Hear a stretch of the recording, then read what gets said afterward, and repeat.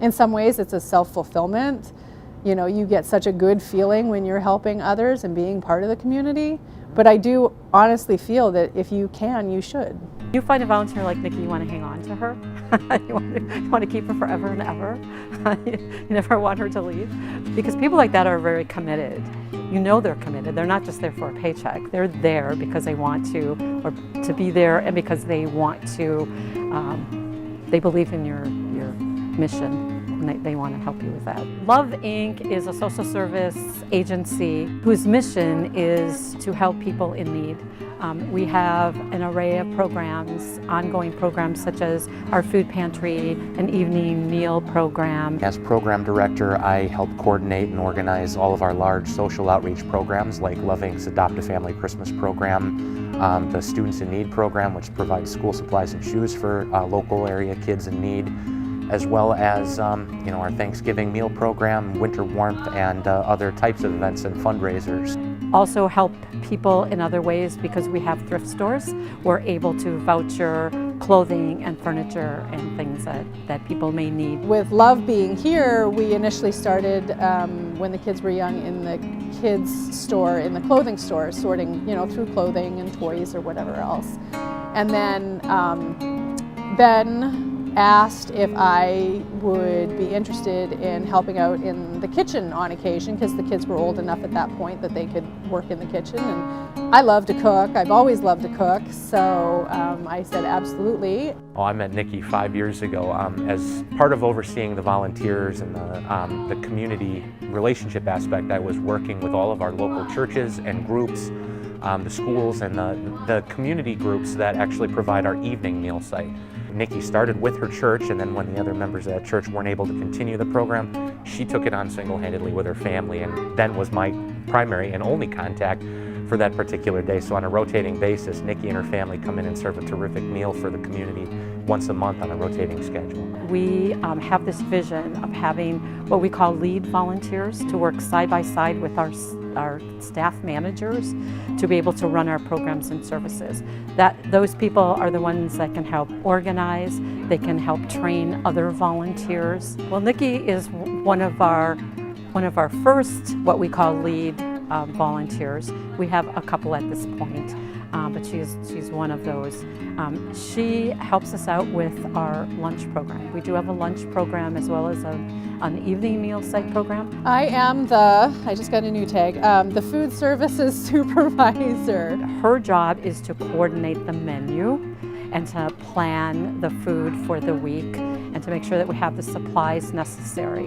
And then we have volunteers that actually come in and will cook the food and serve the meal. But her job is really to run that program for us. It saves us from having to hire more staff. The more staff we have, the more that costs. And when you're trying to keep your budget down, those type of volunteers are priceless. So Nikki is the type of person, as a volunteer, she's amazing at it. She has this vision of what she wants. She wants to have a meal for everybody, that anybody at any time can come in and have that meal. They don't have to worry about it.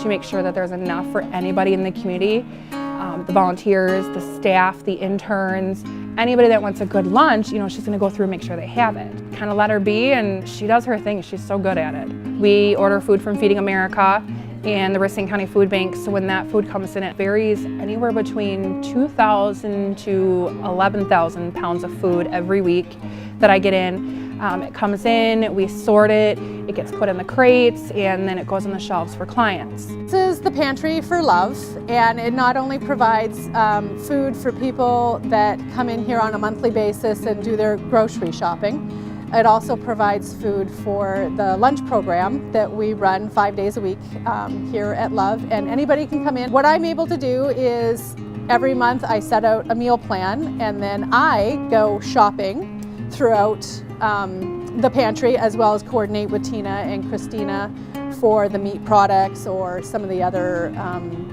produce that I need specifically to make sure that we're providing healthy meals.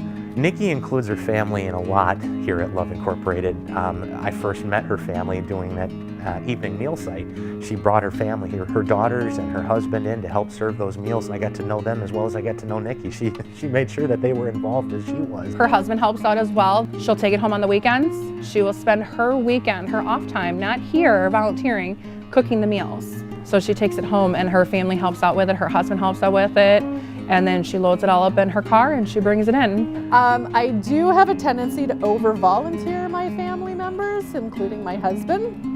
But I do think it's important to be able to give back to the community. I mean, we're blessed with so much that it's nice to help those that maybe don't have quite as much.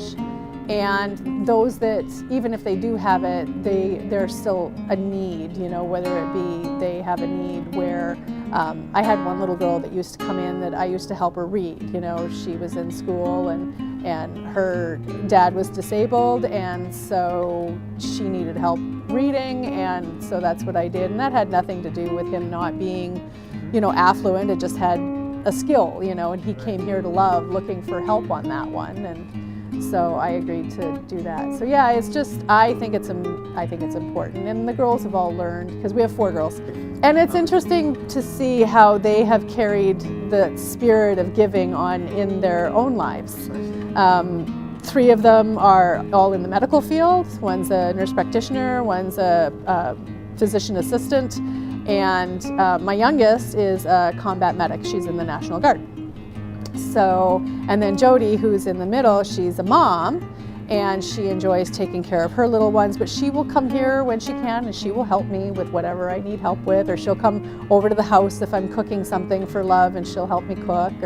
So yeah, so it's nice to see that spirit continued on in them.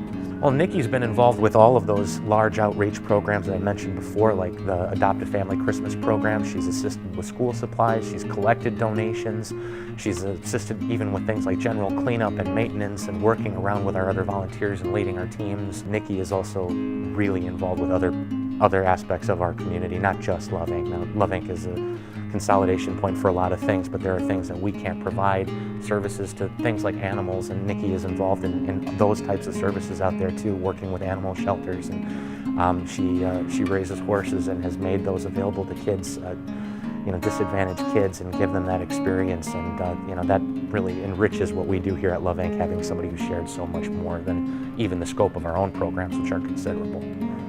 TLC, Transitional Living Center, right off the bat. That's I worked for them for a number of years, and I still continue volunteering up there. I do their data entry and then their monthly and yearly reports, and work on numbers for grants and that kind of thing, as well as being involved with the clients, both past and present. If they need something, we have one past client who just got her own apartment. She was in the shelter for 2 years. Got her own apartment. She has 2 young children, but she struggles with meal planning and grocery shopping. So I take her once a week and we plan out her meals, and I take her grocery shopping, and then, you know, so she's set for the week, and eventually she'll learn to do it on her own, but she needs that help right now. So TLC is, I have a big passion for it. They do a lot of good work up there for people who are in desperate need sometimes. My other passion is animals, and if I could adopt them all, I would, but my husband says no. Lakeland Animal Shelter. Up until just this past year, I had a microgreens small business that I ran. My business philosophy was that I needed to be able to give back to the community. I was pretty successful with the microgreens, and so there had to be a way that I could give back. So I started growing cat grass, not catnip, cat grass, and delivering trays of it to the animal shelter for the cats that they have. Hi, we're at Lakeland Animal Shelter, and I'm delivering cat grass today, so come on in and see how much they enjoy it. Yeah, they're already at the door looking at it. Come on, guys. Hey, hi. So, this is a treat that I bring in about once every 2 weeks. And all the cat rooms, all the kitty cities get one.